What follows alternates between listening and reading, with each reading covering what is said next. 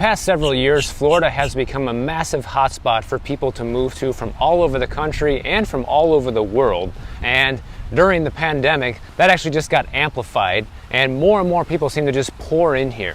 And so today I want to talk about why moving to Florida pretty much sucks now. And now a 40-hour work week is no longer good enough for millions of Americans working minimum wage jobs. A new study found in Florida, the average minimum wage worker making $12 an hour has to work 98 hours a week to afford a modest one-bedroom apartment. Living in Florida now extremely sucks. I was born and raised in New Jersey, and the big thing to do when you lived in Jersey, right, was to sell your home or to just decide to come live down in Florida and enjoy Florida because life was a lot easier and a lot cheaper. That used to be the case, but not anymore. See, right now what's going on in Florida is like a complete travesty. It's extremely expensive. I thought I would be able to live in Florida for the rest of my life.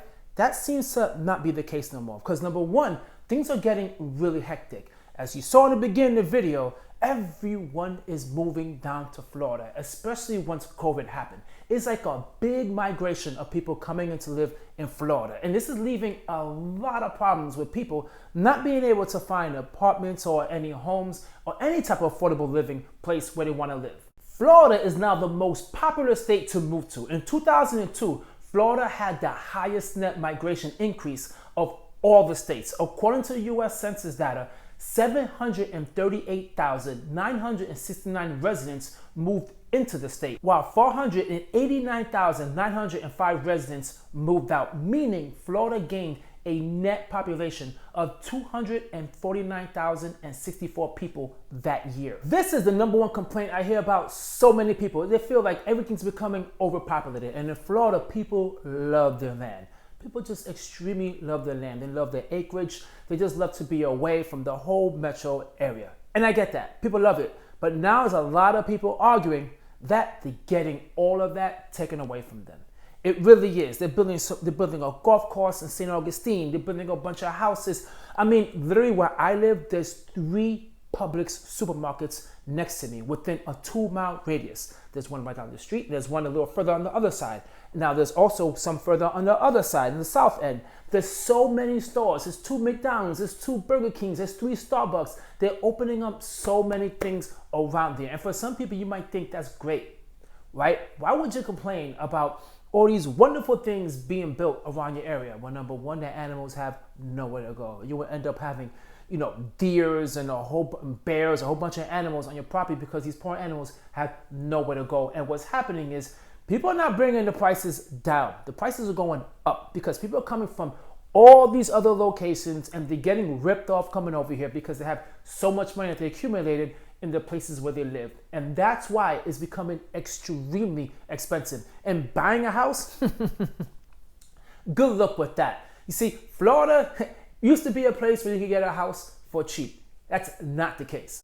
Check this out. The most substantial increases in home prices have been concentrated in the western states and select states in the southeast. Since 2013, Idaho and Florida, I don't know what's going on in Idaho, but I guess because it's close to Cali, a lot of people going to Idaho. But Idaho and Florida have witnessed the most significant growth, with median home prices increasing by 165% and 158.5% respectively. And that is just increasing continually year by year. And if you think that's the worst thing about this soil, no, it's not. Since Florida deals with a whole bunch of hurricanes and a whole bunch of roofers doing some false insurance claims, we have the highest homeowners insurance everywhere, and it's getting extremely high. The most expensive states for home insurance since 2024 is Florida, and that amount is $10,996. Below that is Louisiana, Oklahoma. Oklahoma makes sense because it's by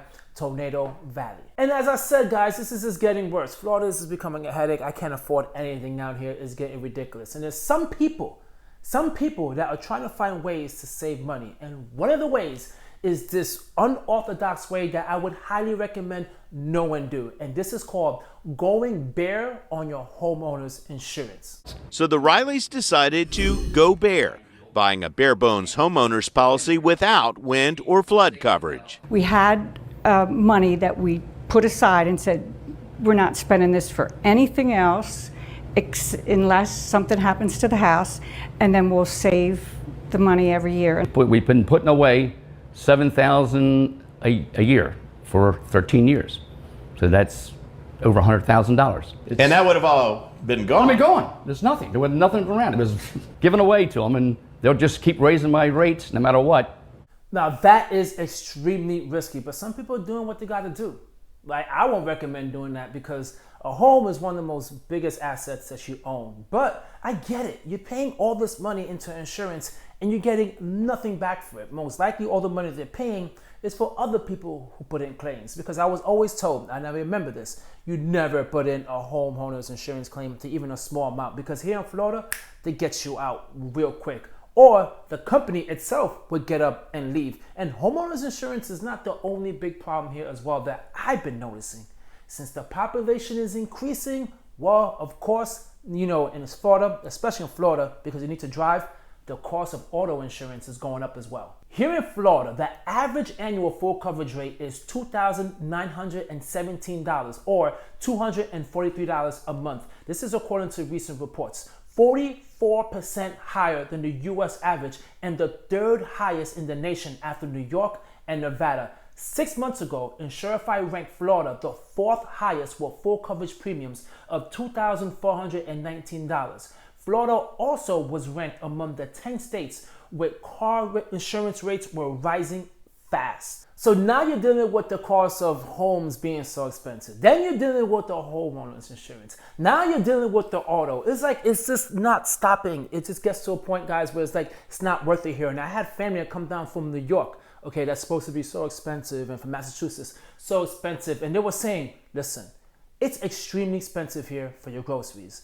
They were extremely shocked because everyone has this belief that living in Florida is cheap. And they were saying, man, listen, going to Publix, it's just gonna eat your wallet. You go anywhere else, it's gonna extremely eat your wallet. Aldi is a place that everyone goes to, but let's be quite honest, you cannot get everything in Aldi. But listen, how expensive is Florida with groceries? While Florida ranks 5th in the country with the average weekly grocery spending at $287.27. Miami tops the list of cities that spend the most on groceries with a weekly spend of $327.89. So there you have it. Groceries are expensive as hell. So all these things are just adding up in Florida, which is causing a lot of people to leave. I've seen a bunch of videos where people are saying they're packing up and they're leaving Florida. And listen, do not even let me get started on politics. I don't want to argue about politics. I don't want to deal with it. But to me, with all the other issues that we're experiencing as a Florida resident, that should be taken care of. The homeowners insurance should be taken care of. Trying to find ways to increase the jobs, the wages, all these things that needs to be done in order for us to be able to enjoy Florida and live in Florida and really not have to struggle as much as we are. But the politics. You need to talk about the politics, and especially things that just make no sense. This is a distraction, if you ask me, which is the whole banning the books. Recently, there was a book called, dig this, Ban This Book, and it was about a schoolgirl who tries to check out her favorite book from her school library, E.L. Noxenberg, whatever it's called, from the mixed up files of Miss Basil E. Frank Wheeler, only to find out it has been removed due to a ban. She rebels by starting a secret banned book library, an aspect of a novel that the Florida School Board objected to, with one member saying he believed the book's message was about how to overtly subvert school boards. Really? Now, first of all, it's kind of funny that the author made a book about banned books, and then his book gets banned. Really? Is this what we're doing here? Is this what we're doing here? We're worrying about banning a book because someone created a book about it being banned and they're overtly... Come on, man. This isn't a manifesto. This isn't no plot to take over anything. It's just a book. Can we just leave the books alone with the banning of books?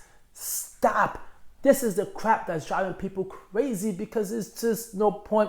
It's a distraction from the real issues that we're having in these current times. In Miami, locals are quickly being priced out, spending 70% of their monthly disposable income to afford rent, according to Zillow data. One millennial tells us he earns well above minimum wage in Florida at $78,000 a year, but still drove Lyft and had to tutor students on the weekends to stay afloat.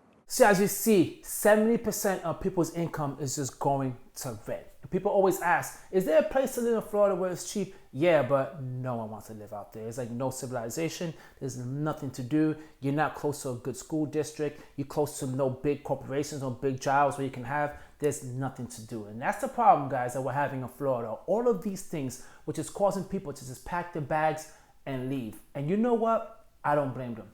I could be next.